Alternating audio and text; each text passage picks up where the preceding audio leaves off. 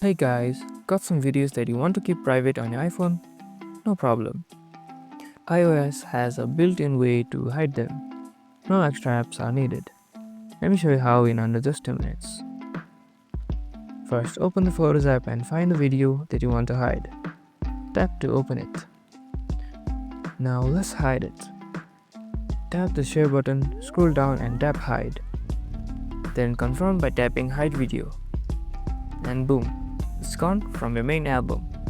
Where did it go? Don't worry, it's still there. Go to the Albums tab, scroll down to Hidden, under Other Albums, and you'll find all your hidden videos. But what if you don't want anyone to see the hidden album itself? Here's the trick. Go to Settings, Photos, and turn off the hidden album. Now it won't show up in the albums list. And that's it.